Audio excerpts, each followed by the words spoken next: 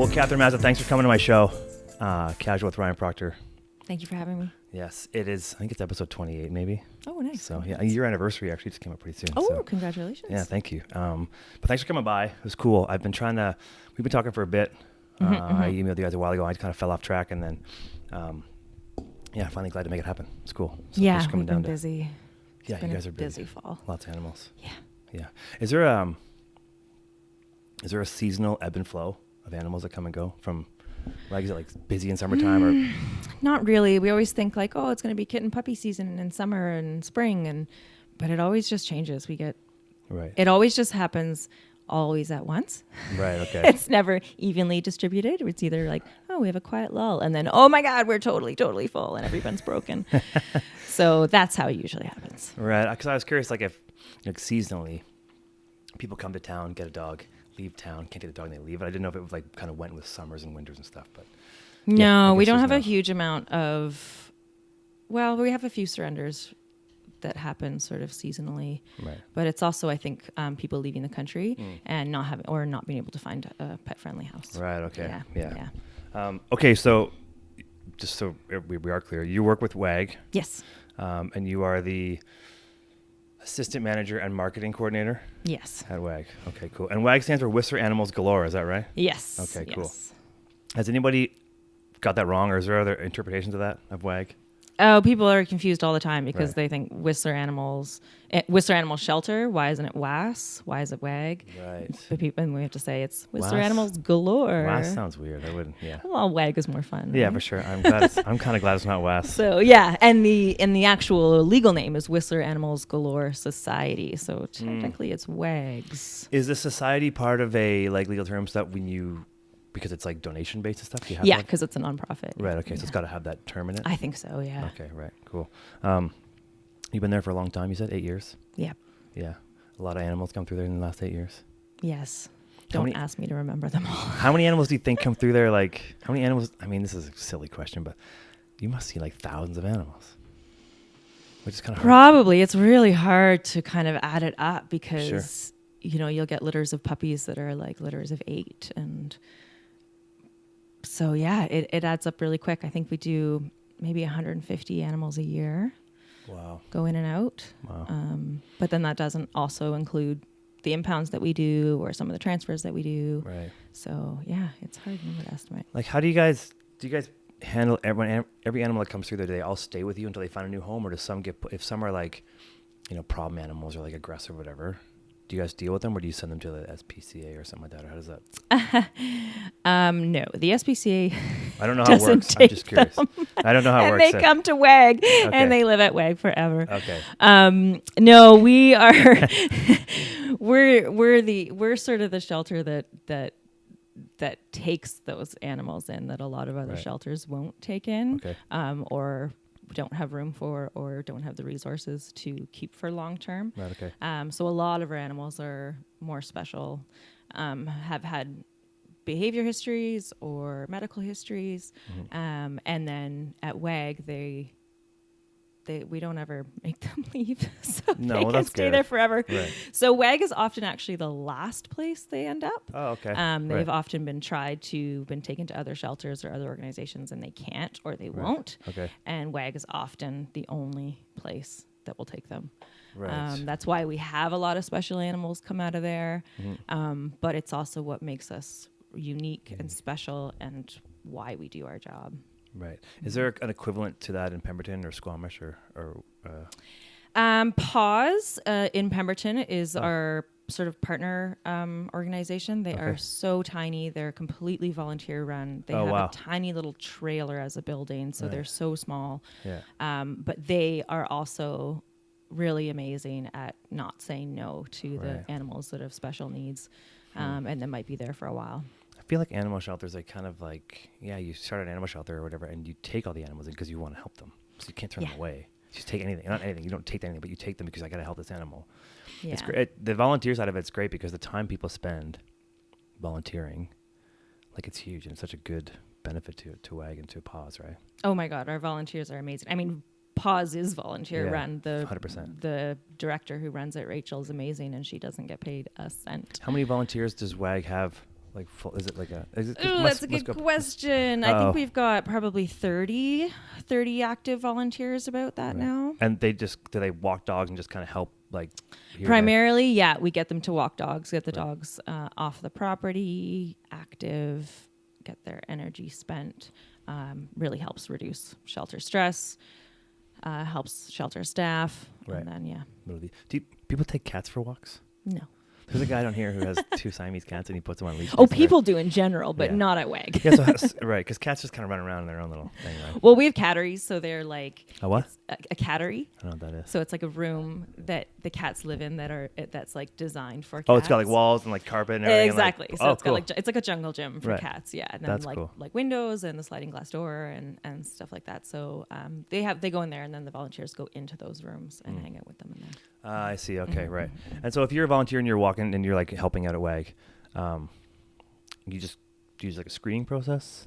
Yeah, you fill out the application, so it just kind of tells us a little bit about who you are, how long you're staying here, what your availability is, and then if we think you are a good match for our program, we'll get you in and do an orientation. So you'll come in, we'll do a little tour, we'll show you the facility, our dog harnesses, how to harness a dog, basics like that. Right. And then you go home, and then you can sign up online for shifts.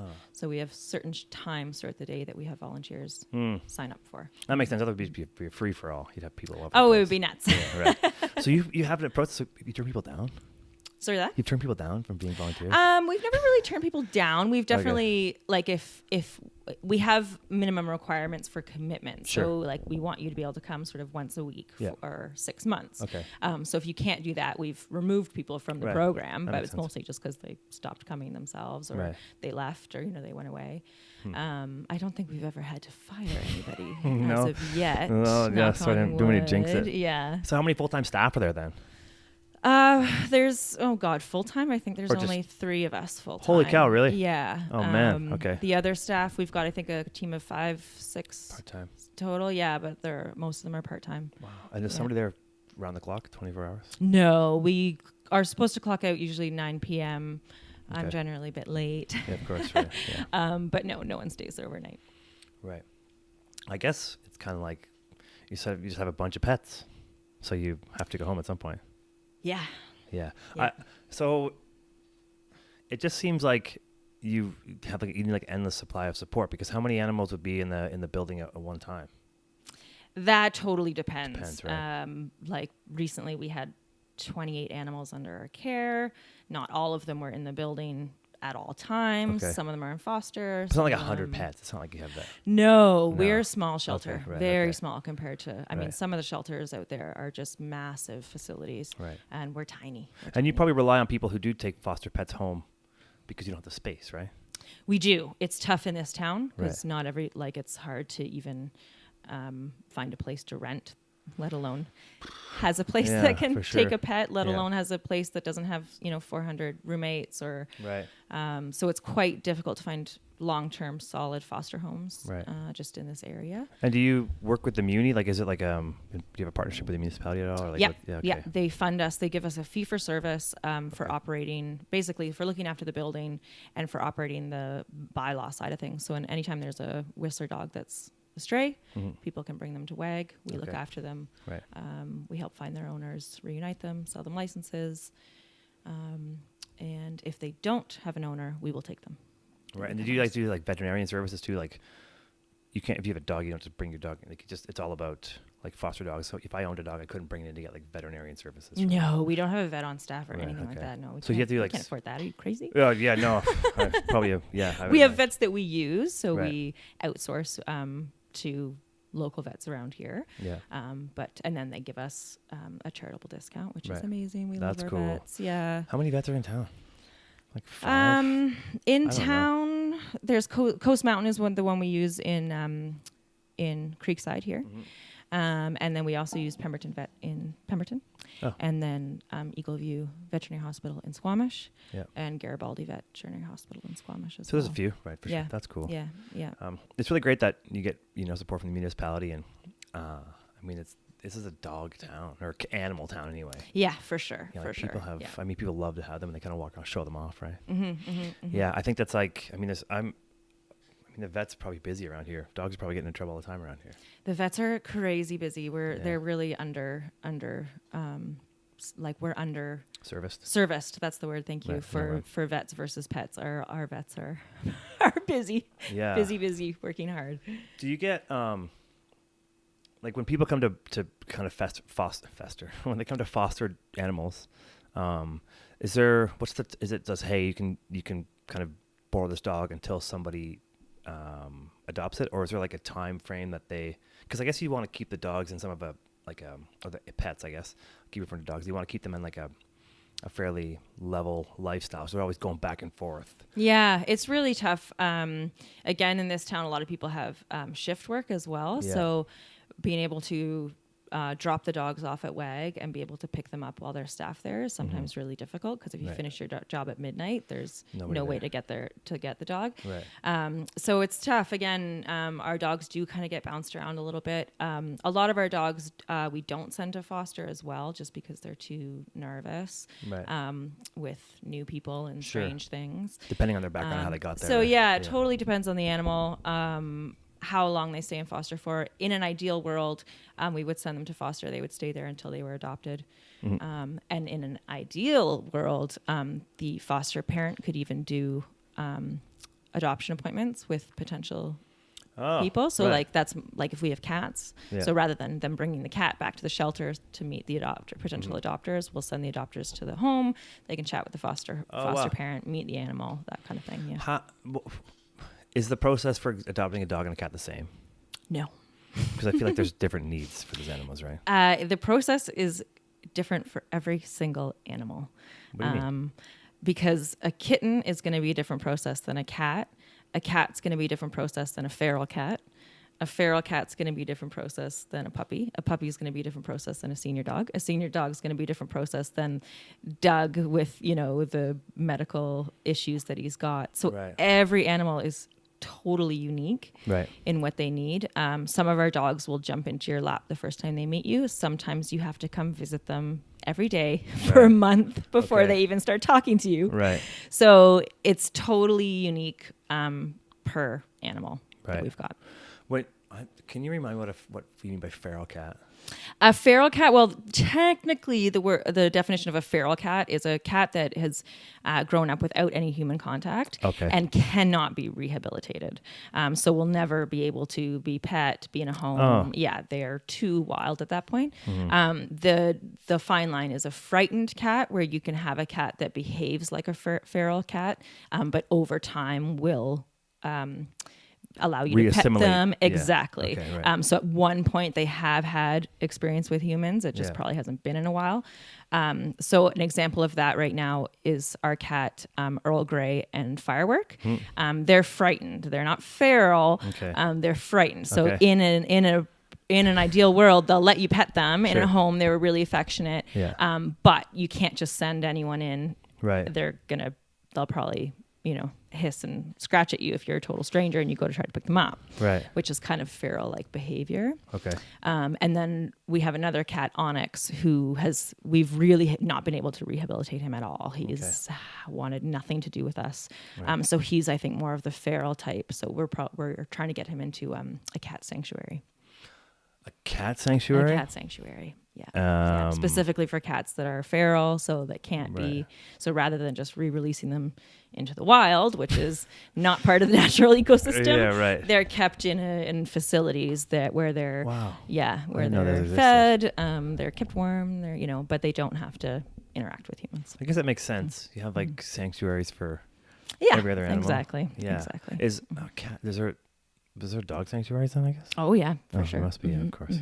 So, if the process of like adopting a cat, do you and dogs are different for sure. Or sorry, just any like they're different between like whatever the history of the animal is. Yeah.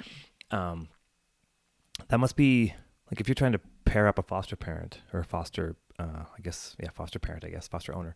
How do you? Like if a person wants a dog, like I really want this dog, but the dog's like doesn't you walk in, the dog kind of like gets its back up right away for a certain person. We still trying to pair that person with a dog? Like if the person's like, I want this, whatever dog it is. No. So you try to steer them away? It's all about the best match. Right. If you do that, you're setting everyone up for failure, because that dog is not going to be the dog that they want and they hope. Yeah. They're going to be disappointed. It's not going to go well. And 9 times out of 10, that dog will be returned. Right. So it's much easier on our end to say straight off the bat, no, you're not the right match. You're not the right lifestyle. But hey, maybe we've got somebody else. Right. Yeah. Yeah, because I guess people just want to come in and just like get their heart. Like when you get a puppy, you can just go in and take a puppy. Or not take one, but if you go buy a puppy somewhere, they don't really match personality. You just kind of match the cutest one you like and you take it home, right? Yeah. most And part. that's to a certain degree. Puppies, when we get a litter of puppies in as well, it's not, their personalities and their behavior traits are not nearly as individualized as, say, if you get 5 separate adult dogs. Who all live different lives and been treated different ways. Yeah. However, setting the owners up for success with a puppy is incredibly important, because a puppy is that developmental stage when they're going to create all of those behaviors that will later on, make a good dog or a bad dog. You don't want the puppy to come back. You don't want the puppy to come back. Right. So you got to really work with the owners to set them up for success with puppy training, classes, education, awareness, all of that stuff. Right. Then you can raise a good dog. It must be tough to like kind of get attached to animals who get there for a while. Like maybe some, if the dogs are there for, obviously puppies aren't, but you get attached to an animal. Maybe it's been there for a long time and you have to give it up. We get attached to them for sure. It's the most hard, I think, is when we have really special animals, and those are the ones that have been there for so long. They're special usually because they have behavior issues. So putting them into a home where we're not responsible for them anymore is very stressful. Right, because you know what they're going to go through and how they are. And if anything happens in the dog world, especially, it's always the dog's fault. So if it usually is never the dog's fault. Yeah, so it's always a bit nerve-wracking for us to let go of that control by putting, say a Lola into somebody else's care. Right. It's stressful for sure, and but it's kind of a nature of the beast. You have to do it. Yeah. And it's ultimately, we don't want them living at the shelter forever. We want Lola to have a home. Yeah. It's got to be the right home, but that's would be our ultimate dream for her. Do you find that dogs that come in, or animals that come into WAG, are they, for the most part, is it just people who can't manage them, or people who are just like, say, their lifestyle's different, or people who can't, like how, are they abused? Like what's the kind of balance of like, a huge amount of our dogs. Busy? Yeah. A lot of our dogs come from up sort of north. So definitely in like the res areas where access to vet care, access to funds, all of those things are, resources are really hard. Okay.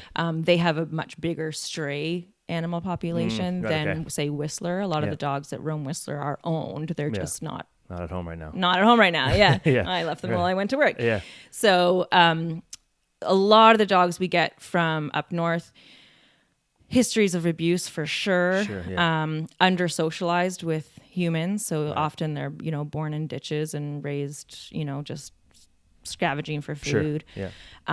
Or big time is they have an injury. So we're called when they're found in a ditch and they can't walk, or they've been hit by a car. Really sad. Yeah. So that's why a lot of our dogs, they're special, and they come from really rough backgrounds. It takes them a long time to trust people, which is tough for sometimes people to understand coming in, because they just want to walk up and down and meet all the dogs. And for us, it's like, we would love for you to do that, but that will scare the crap out of all of our dogs.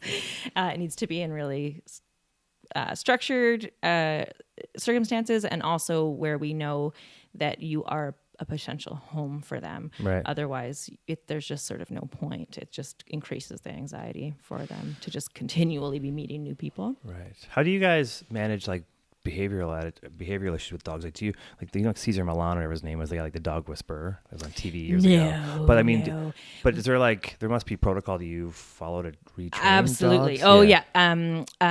Or cats. Whatever. There's a new standard of animal training that's in going into place now, which is the animal kind standard, because Okay. up until this, anyone could be a dog trainer. I Right. could say, hi, I'm a dog trainer, and there's a lot of different ways you can train dogs. Yeah, for sure. So the animal kind is really putting a emphasis on force-free, positive motivation, positive reinforcement Yeah. only.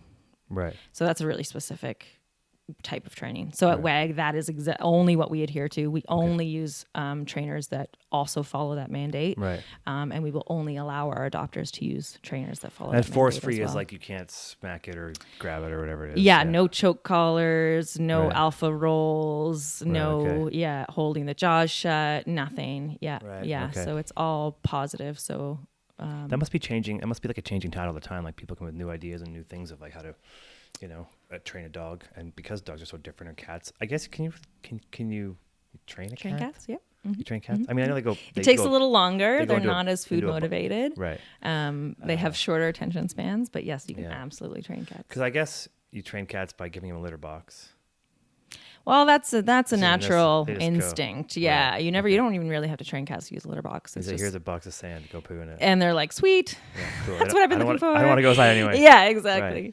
Right. But no, you can train them to, do tricks, jump up when you tell them to, Cats. give high fives. Yep. Right. Oh, yeah. And they have more attitude though, right? Depends on the cat. Right. Okay. I saw some cute cats you have on your Instagram. They're like black. Black and white ones? Yeah. Hex and Yeah, for Jinx. sure. Yeah. Totally cute I almost cat. brought them. I thought Oh, about it. really? Yeah, but then I Yeah. thought, well, then I'd have to bring a litter box, and then Oh yeah, the whole deal. That's the thing. Oh, so that's the thing too. I guess I'm getting off track here, but people who like you have to, when you go away or when you do things, you guys don't kennel animals if someone goes away. no, we don't have the space and the resources okay. to look after. Is there other one around people's. town that does that? Is there a kennel?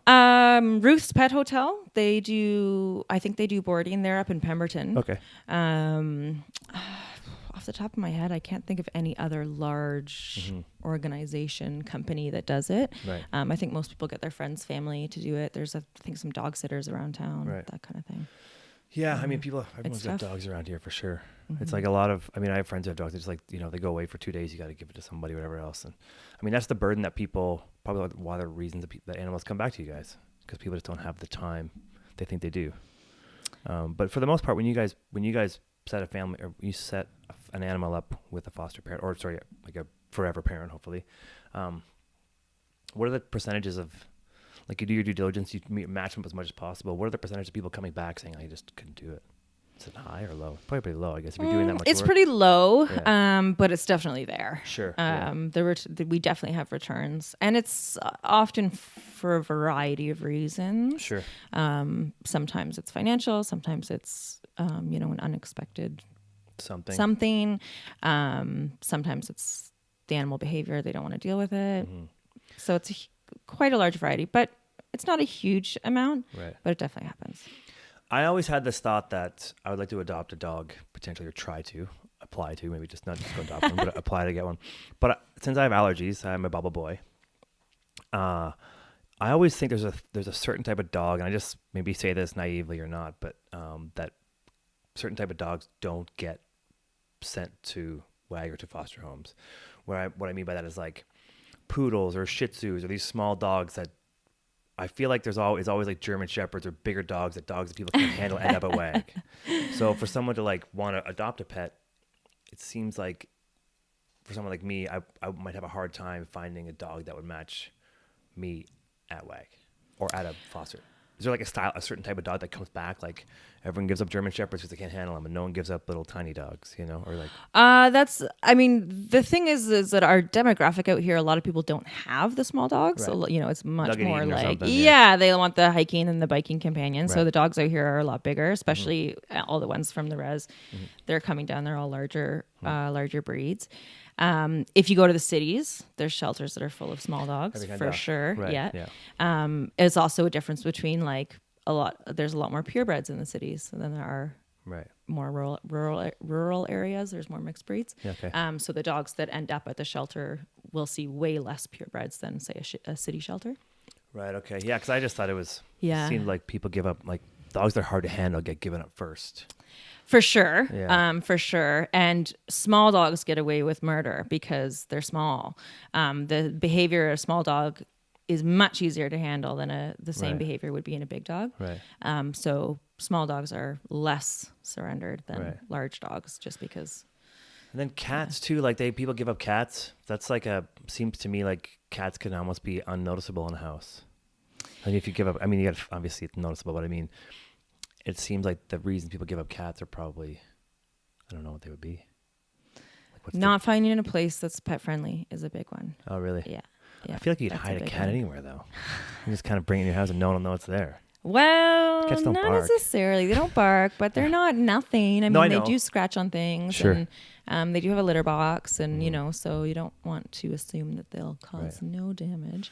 And we would never want people to hide a pet in No, their home. No, I don't mean Not like, advocating yeah, I that. don't mean hide it, but I mean like it seems like a cat's like. I mean, And people travel. People travel a lot. Sure. Okay. So especially around here. So a lot of people are not in one place for a long time, which a cat likes to do. Right. If somebody already has an animal, and they want to adopt one, is that easier for you to put an animal in that house, or is it harder because you already have one? But if they've proven to have this cat's 10 years old and living in this house for 10 It years. totally depends on the home, the animal, and what animal they're bringing in. Right. So if they have a yeah. cat, you might not let them have a dog.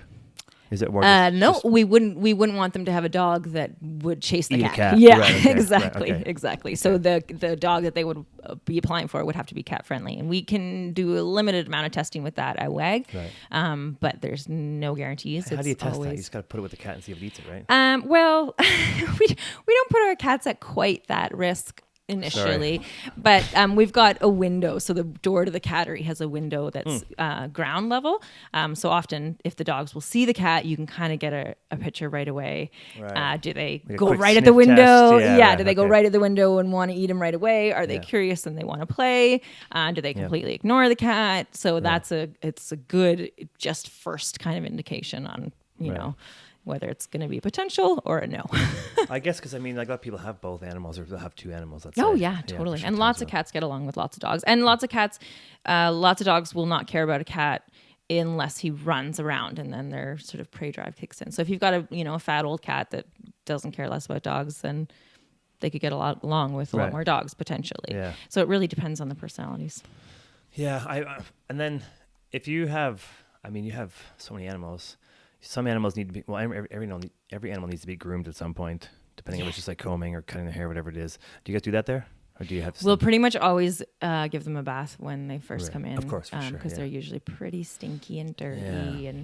and or had been to the Tough vets to hear or that stuff. yeah. So they'll get a good bath by us, and then whatever else they need after that, we'll continue to bath them if they need it. Like Juno was on medicated baths because he had mange.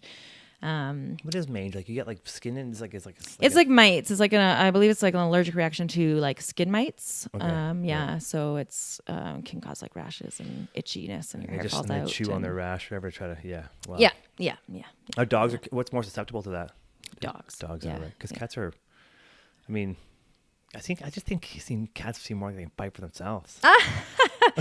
Yeah. I mean, it's tough. I mean, a cat in the natural world is a predator of Yeah, of all course. the local bird species, but is also especially in this area, prey. Yeah. And so we do not advocate outdoor cats. No.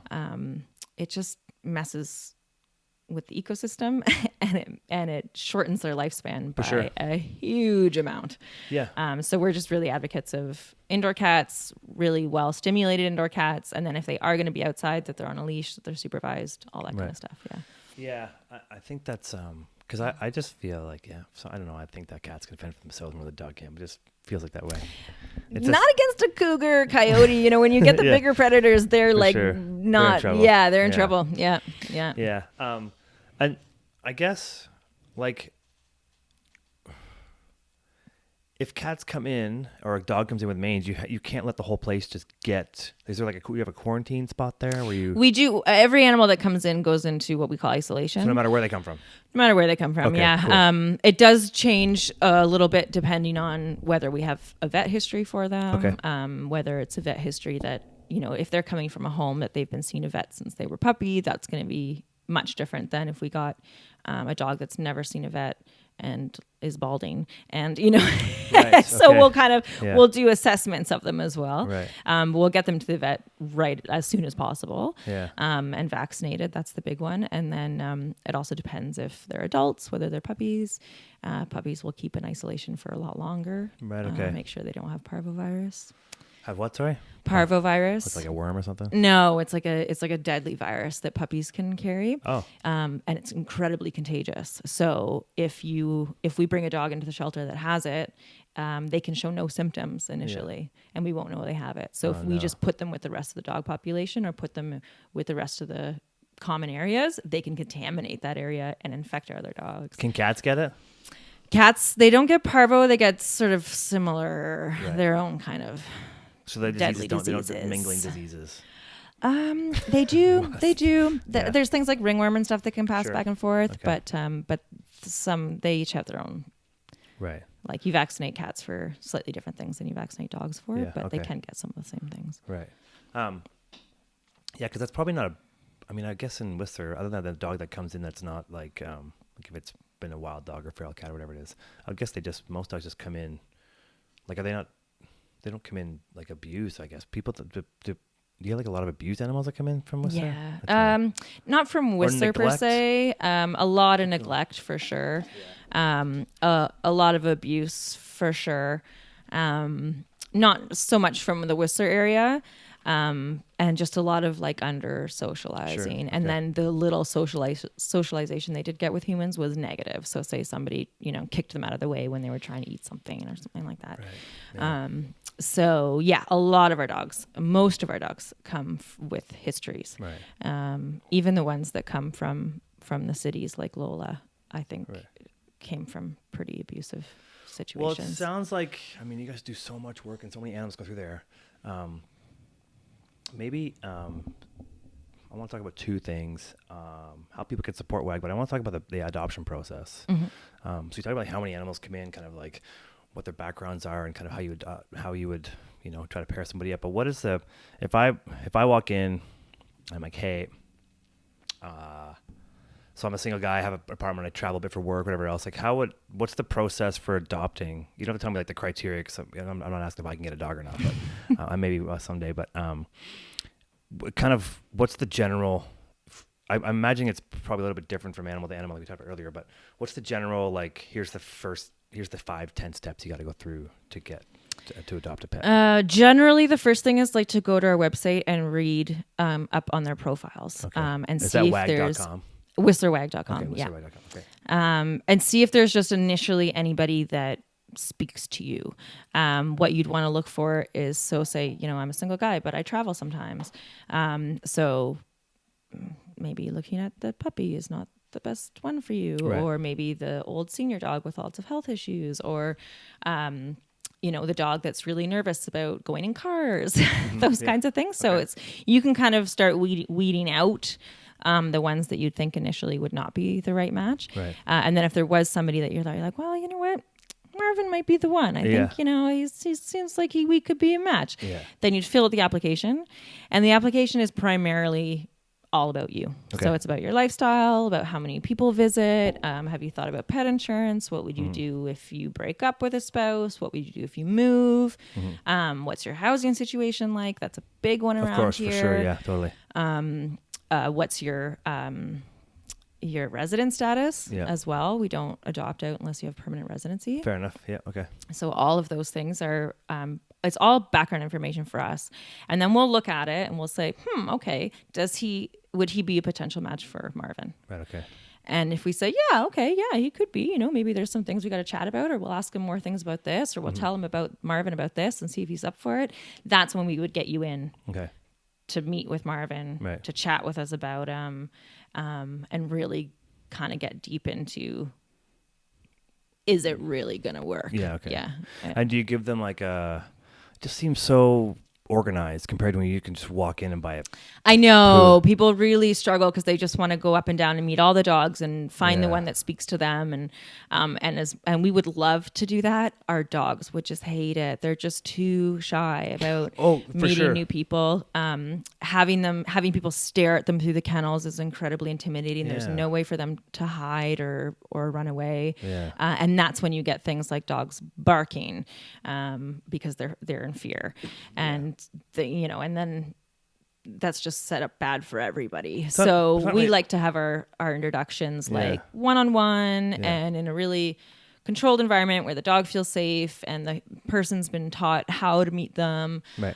So it's not just like a, zoo that they're on display for. Yeah, no, what I was saying, I think it's good. I think it's just crazy that you can just go in and get a puppy for the most part without having that background check. And Yeah, it's crazy. then, Yeah. I think the work that you guys do to kind of get people to pair it up, people probably think it's kind of cumbersome, but it ends up benefiting both in the end.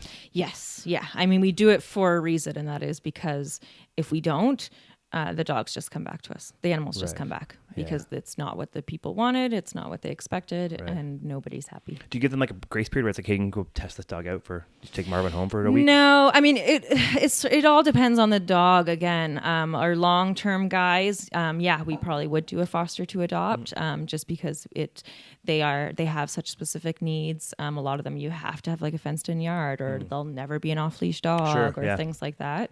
They Or you have can't to give have me a like tracker. a Portuguese water dog to stay in here all day. Exactly. Right. Exactly. Right. So Are there foster parents that take the dog that you wouldn't give a dog to full time?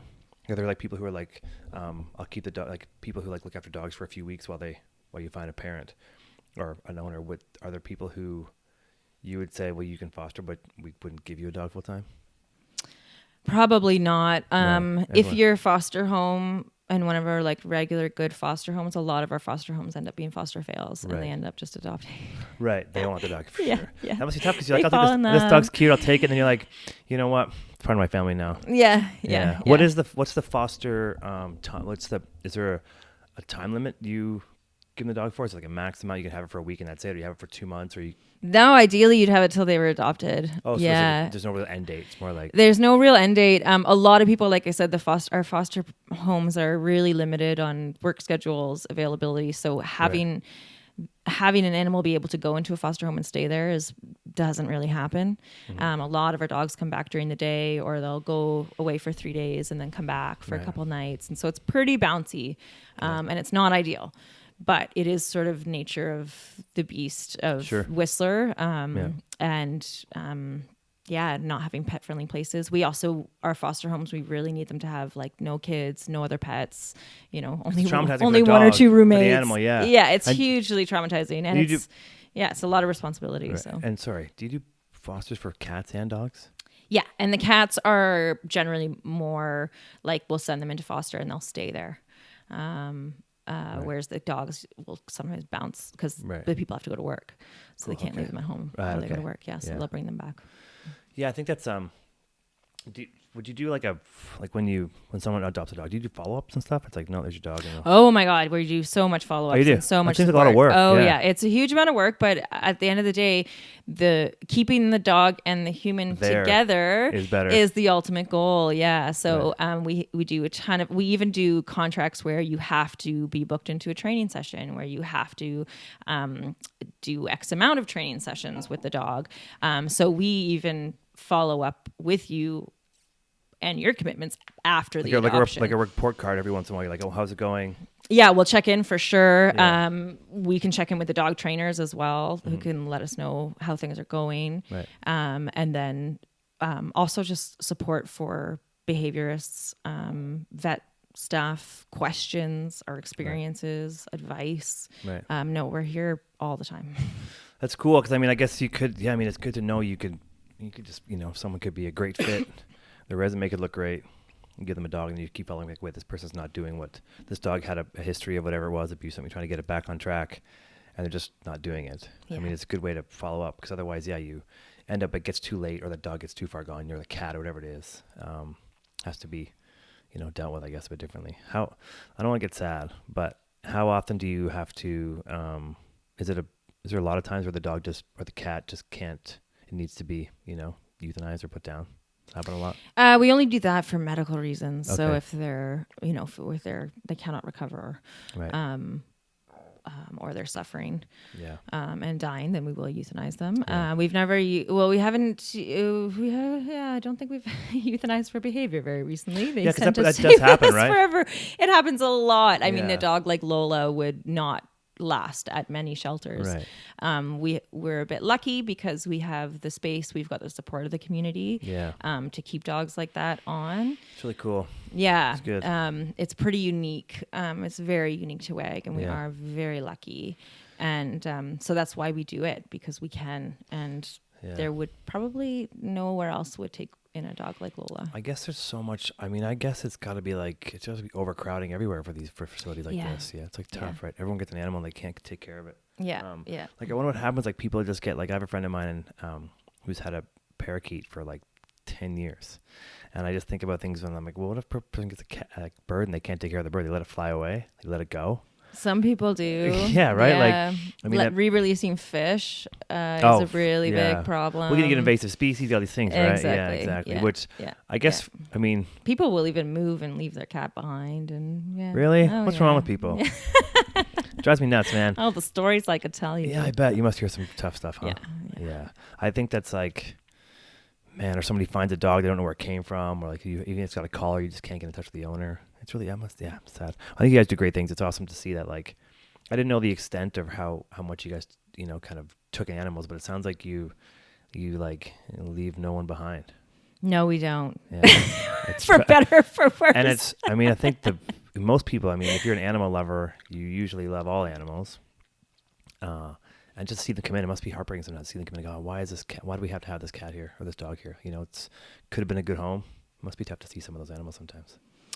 A lot of times they're coming in from pretty crappy situations. Yeah, WAG's like the best for sure. place they've ever been. Yeah. So we're pretty happy to have them. Yeah, that's cool. I'm Yeah. glad you're doing that. Okay, so how do people support WAG then? Like you guys get funding from the municipality, it sounds We like. get a little bit of funding from the municipality, yeah. Yeah. But it doesn't go into things like our regular operations, wages, vet bills, anything like that. Right, okay. So that's the biggest way people can support us is just by donations, giving us money. Yeah. The critical care program is huge.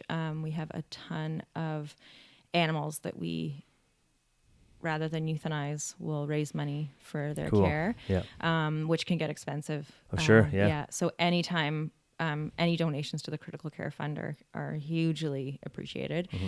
And then just your support, sharing our stories, sharing the dog stories, being supportive of the animals we take in, being supportive of the staff, coming to our events, all of those kinds of things is, ways you can support the organization. And volunteering, it sounds like you have a lot of volunteers. I mean, Yeah. is there the point where like something bottlenecks, where like we don't need more volunteers now, we just need money, or we need dog food, or we need... For sure. Yeah. There's definitely a point where we go, we don't need any more dog walkers. We just need money. Right. It's sad, but money is, at the end of the day, I mean, everybody needs it. everybody needs it. You can use it for everything. Yeah. So, it's not the most romantic, but it is, especially for things like our vet bills, which are really large. Yeah, for sure. Yeah.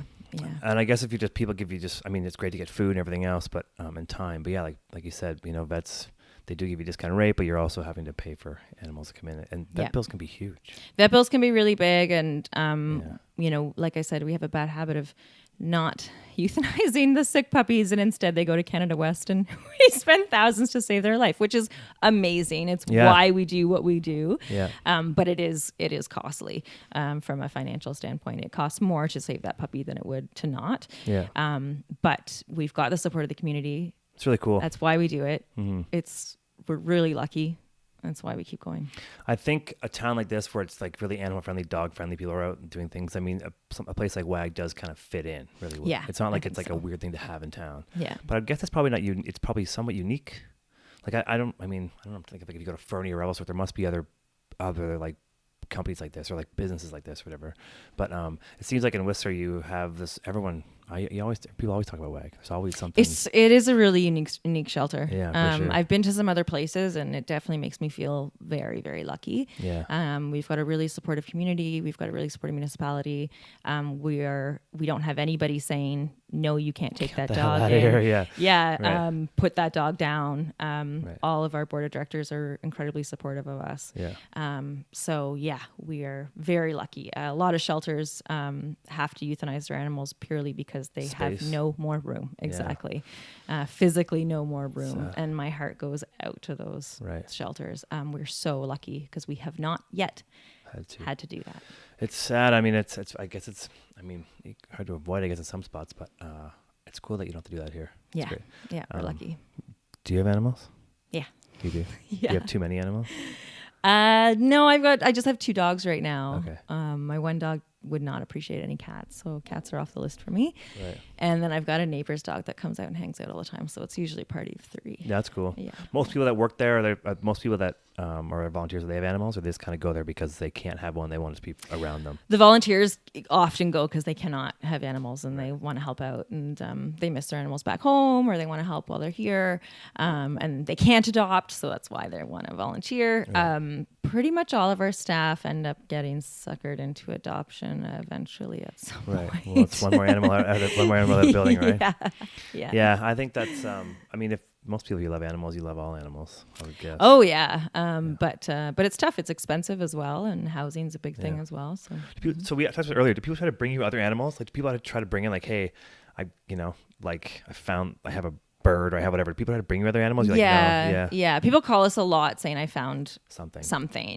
9 times out of 10, it's a wild animal that's injured. Every so often it'll be like, can you take my bunny, or will you take my hamster, or something Right. like that, Yeah, which we don't do. Right. And we can't take in wildlife. You have to have special licenses to deal you were with saying that, wildlife. Yeah. And special training as For well. the diseases, everything else you don't know about, right? Like, it's like Diseases and just handling. I mean, they're wild animals. It's Yeah, right. totally different. Yeah. they're not supposed to be inside. They're not supposed to be inside. They don't want to be touched. Yeah. So, and especially if they're injured or sick. Right. Yeah. They need to be in proper facilities. Yeah, because you guys aren't very big. How many square feet is WAG? I mean, Oh, I have no idea. It's pretty tiny though. Small. We've got I think 6 kennels on the one side, and then Right. Do you have outdoor space too, or do you rely on people taking dogs to the park? We've got a dog run in the back right now, cool. which it's still in the works. With the new development, when Nesters went in, they ripped out our old dog run, and we've had to put in a new one. So it's been a bit of an adjustment period. Right. But we do have it now, and it's beautiful. Yeah. If someone has a dog, a foster dog, let's say, or an adoption, we like, hey, this dog probably shouldn't go to the park. You shouldn't take it to a dog park. Yeah, we actually don't love dog parks. Dog parks are, if you've got a really, really good bomb-proof dog parks are awesome. Most of our dogs are not like that. Right. Some of our dogs, we even say, will probably never be able to be off leash. So at a dog park, it's just, they can get overwhelmed with dogs off leash. And if they're stuck on a leash, it's just... Because that's a different psyche. It's a different psychological thing for dogs. If they're on a leash, the dog almost feels like it's at a disadvantage, right? Or something. Yeah. So then it gets more aggressive to try to Yeah, well, there's something called leash aggression, and it's also like frustration because they can't do and interact, defend the way themselves, that they want to basically. They need to, or greet how they want to greet, things like that. So dog parks are, they have their place for sure, but it really depends on the dog, and we definitely tell people sometimes do not go to dog parks. Right. Speaking of that, so bylaws stuff in town and everything that we have, like the dogs on leashes, off leashes. I think the bylaws are changing a bit. Maybe I'm wrong. How much do you guys have stake? Do they come to you? Hey, what do you guys think about these new bylaws in town? Yeah. They consulted on us. Right. Yeah. And is that the new? I don't know. I don't want to get too much into bylaws, but is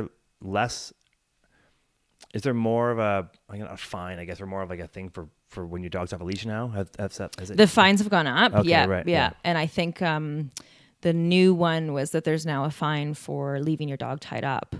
So like you go to like get lunch and your dog's tied up outside.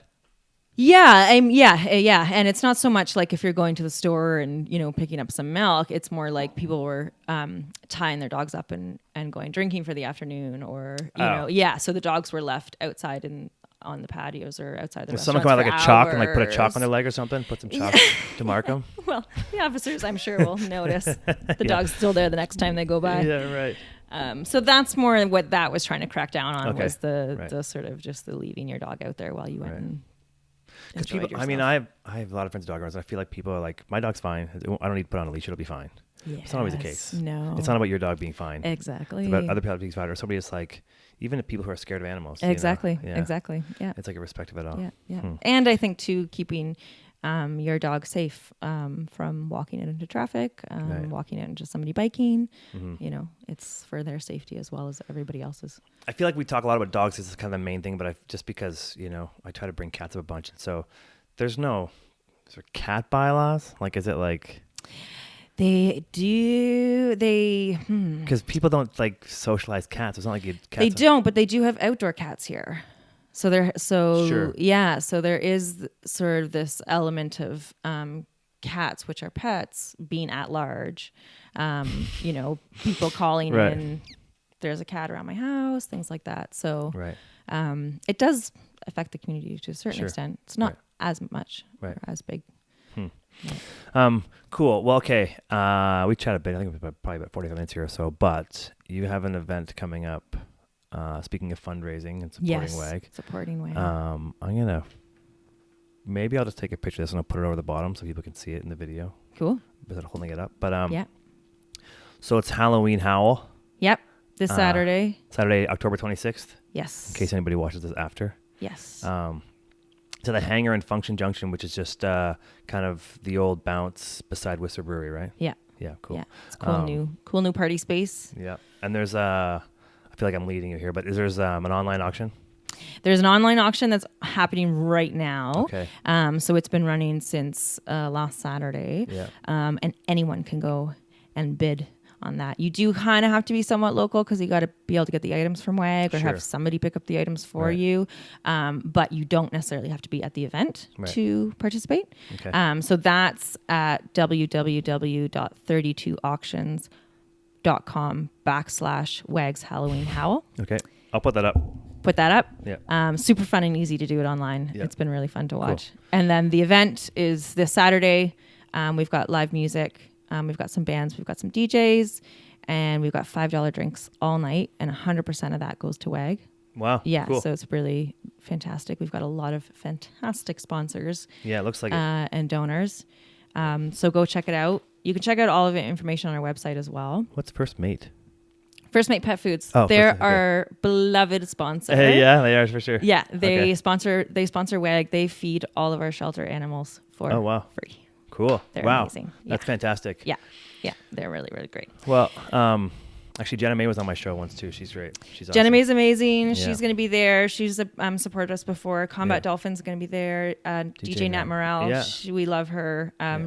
She's done a bunch for us this year. Cool. The Beacon stuff. And then Sounds of Stash is going to be fantastic. It sounds like people want to work with WAG all the time and get a lot of support. I mean, obviously it's hard. Yeah, we do. But I mean, and you've just got to make sure that you can use the resources effectively. But I feel like people want to help out. They're so supportive, especially the other businesses. It's amazing. Like we could cool. not do what we do without the locals. That's rad. Yeah. Well, I think we're good. I appreciate you coming by. Thanks for having me. Hopefully, did you have anything you want to talk about that I just totally railroaded this whole conversation? You have a notebook. I didn't see you open it, so I don't know if there's you would anything you need to get out. I'm not going to put you on the spot. Just that our animals are special. Yeah, for sure. To have patience with them, and that to try to understand. That's why our open hours are limited. Sometimes we're incredibly busy when we're open, and we don't always have the staff and the resources to be open all the time. And our animals are often quite shy, but we are there all the time for you, for any questions you have. We're there all day long for adoption appointments, foster appointments, volunteer stuff. So if you do want to get involved with WAG and find out more, get in touch with us. Sure. Email us, call us. Awesome. Well, I'll probably call you soon, I guess. Yeah, cool. Okay, rad. I don't have any poodles though. I know. I don't really want a poodle. I mean, I would, anyway. But your allergies. I know. Yeah, I'm surprised there aren't allergy companies that sponsor you guys. No. Reacting or somebody, that'd be great. That would be good, actually. Yeah. Is anybody there? Most people at work, you guys have allergies? Anybody there? No. You asked that question? Is that a criteria? No. Really? Okay, good. No. Perfect. It's sort of, I think it's at your own risk. Right. If you have allergies and you want to work there, well. You know what's funny? You just can't complain. I'm like really bad for animals. Like I'm not bad. I guess like some dogs will lick me, I'll get a rash, let's say, whatever else. Something I pet a dog. One time I've told a story a bunch of times. This is maybe not the funniest story, but I had a friend of mine who had this like Pemberton mix dog. Beautiful dog, beautiful white dog. Anyway, every time I went to the door, I would pee and they would come and jump on me. And it feels like I have allergies or dogs like to hang out with me, or so do cats. So then one time I went to its front door, and Josie was the name of the dog. And it came up and it peed on the floor, and then its tail hit the pee and it flicked the pee, went right in my eye. I told this right before on the show, so everyone's like, yeah, whatever, Proctor. But it made me, I was like, I'm going to lose my eye. I was freaking out so bad. I'm going to lose. Anyway, I'm blind. Yeah, I was freaking out. Anyway, nothing happened. I was actually surprised that nothing happened, but. Urine, it's not so bad. Yeah, no, it's clean, right? Yeah. It's disinfectant, isn't it? Yeah. Basically. Anyway. Okay, well, thanks for coming by. It's awesome. Good to chat. I thought I'd end on that story there. Catherine Mazza, I appreciate your time. And I appreciate all you do for all the animals in town. Oh, thank you so much. I know you got a pretty dedicated team there, so. Yeah, we have an amazing team. Whatever people can do to support would be great. Time, money, products, whatever. Chocolates for the staff, too. Right. Yeah, don't forget, it's not all about the animals, right? Yeah, don't forget the staff, too. Okay, well, thank you very much. It's been a pleasure. Thank awesome. You.